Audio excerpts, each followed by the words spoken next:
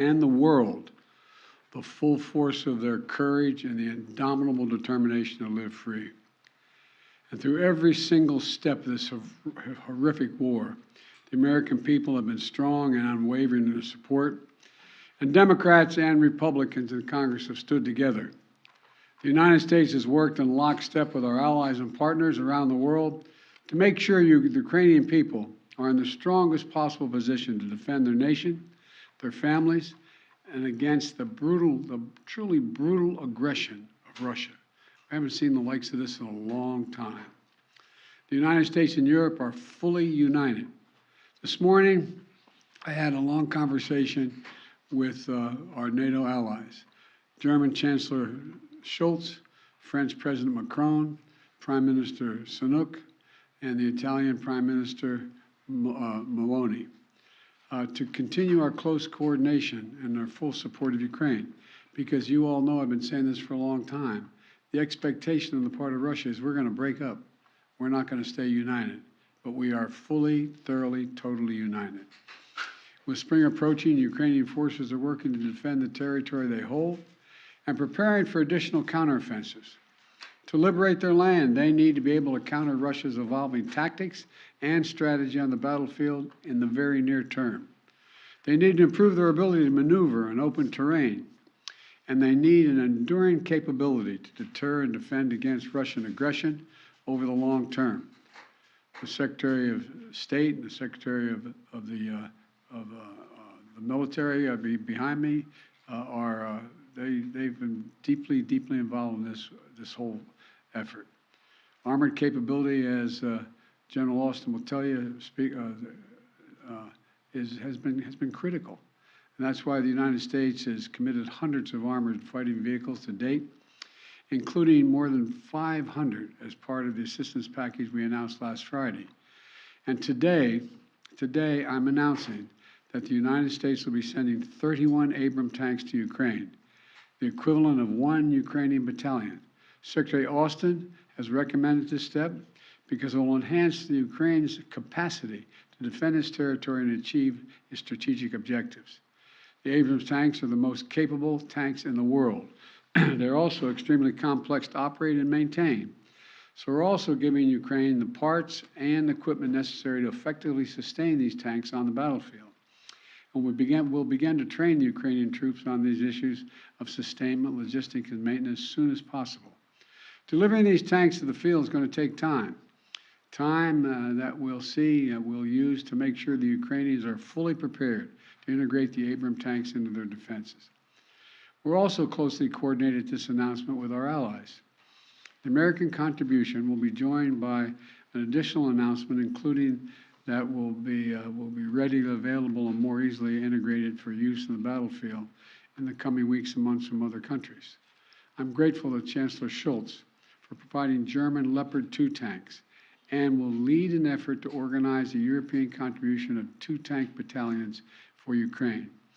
I want to thank the Chancellor for his leadership and his steadfast commitment to our collective efforts to support Ukraine. Germany has really stepped up. The Chancellor has been a strong, strong voice for unity, a close friend, and for the level of effort we're going to continue. Supporting Ukraine's ability to fight off Russian aggression to defend its sovereignty and territorial integrity is a worldwide commitment. Not just look, it's a worldwide commitment. Last week, in Germany, Secretary Austin convened the Ukraine Defense Contact Group for the 8th time. This group is made up of some 50 nations, each making significant contributions of their own to Ukraine's integrity. Each fully committed to making Ukraine remain strong and independent and able to defend itself against Russian threats and violence. I want to thank every member of that coalition for continuing to step up. The UK, the United Kingdom, recently announced that it's donating Challenger 2 tanks to Ukraine. France is contributing AMX-10s, armored fighting vehicles. In addition to the Leopard tanks that Germany, like the United States, Germany is also sending a Patriot missile battery. The Netherlands is donating a Patriot missile and launchers. France, Canada, the UK, Slovakia, Norway, and others have all donated critical air defense systems to help secure Ukrainian skies and save the lives of innocent civilians who are literally the target of Russia's aggression. Poland is sending armored vehicles. Sweden is donating infantry fighting vehicles. Italy is giving artillery. Denmark and Estonia are sending howitzers. Latvia is providing more Stinger missiles. Lithuania is providing anti-aircraft guns. And Finland recently announced its largest package of security assistance to date. You may remember I was asked a while ago what I think was going to happen. And I said, I let Putin know. He thought that he's going to end up with the Finlandization of Europe. Well, he's got the NATOization of Finland. He's gotten something he never intended. Together with our allies and partners, we've sent more than 3,000 armored vehicles, more than 8,000 artillery systems, more than 2 million rounds of artillery ammunition, and more than 50 advanced multi-launch rocket systems, anti-ship and air defense systems, all to help counter Ukraine's brutal aggression that's happening because of Russia. And look, today's announcement builds on the hard work and commitment from countries around the world, led by the United States of America, to help Ukraine defend its sovereignty and its territorial integrity. That's what this is about, helping Ukraine defend and protect Ukrainian land. It is not an offensive threat to Russia. There is no offensive threat to Russia. If Russian troops return to Russia, they'll be there where they belong. This war would be over today. That's what we all want, an end to this war in just and lasting terms. You know, our teams do not permit one nation. We're not going to allow one nation to steal a neighbor's territory by force. Our terms that preserve Ukraine's sovereignty and territorial integrity and honor the UN Charter. They're the terms we're working on. And you know, these are the terms we all signed up for, and 143 nations voted for in the United Nations General Assembly last October.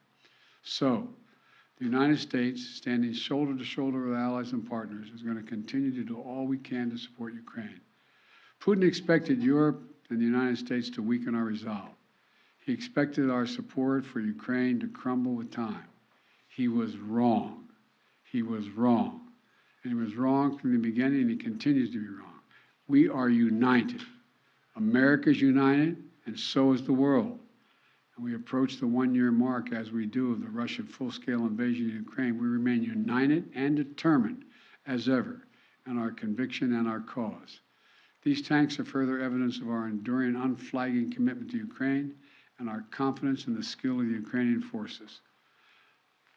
As I told President Zelensky when he was here, and today's his birthday, by the way, in December, we're with you for as long as it takes, Mr. President. Ukrainians are fighting an age-old battle against aggression and domination. It's a battle Americans have fought proudly, time and again. And it's a battle we're going to make sure the Ukrainians are well equipped to fight as well. This is about freedom. Freedom for Ukraine. Freedom everywhere. It's about the kind of world we want to live in, the world we want to leave to our children. So may God protect the brave Ukrainian defenders of their country and keep the flame of liberty burning brightly as we can. Thank you. Mr. President, why are you taking this decision now? Did Germany force you to change your mind on sending tanks? Germany didn't force me to change my mind. We wanted to make sure we were all together. That's what we're going to do all along.